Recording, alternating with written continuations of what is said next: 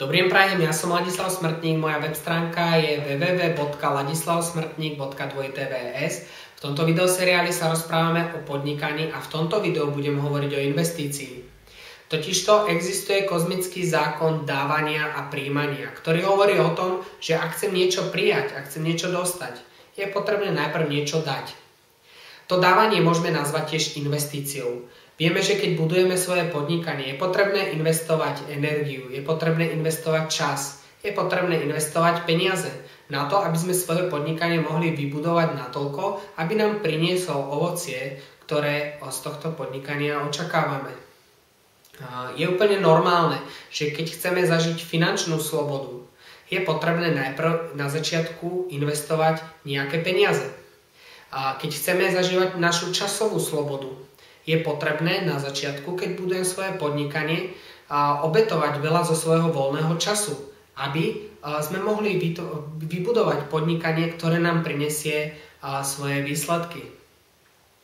Veľa ľudí však trpí dvomi chorobami mysle a spomínam to v tomto videu kvôli tomu, aby ste to mohli rozpoznať a vyvarovať sa tomu.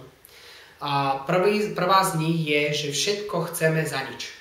To znamená, bez akékoľvek investície jednoducho veľa ľudí očakáva, že najprv chcú dostať a až potom môžu dať.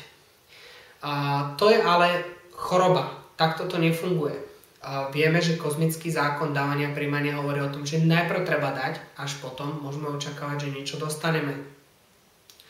Druhá choroba mysle je taká, že všetko chcem hneď a zaraz. To znamená znovu, bez akékoľvek investície, hneď teraz chcem svoje výsledky. Ale znovu, takto to nefunguje. Najprv je potrebné investovať, až potom môžeme dostávať. To znamená, že investícia v podnikaní je úplne normálna a vedie k tomu, aby naše podnikanie fungovalo a aby nám mohlo priniesť naše výsledky.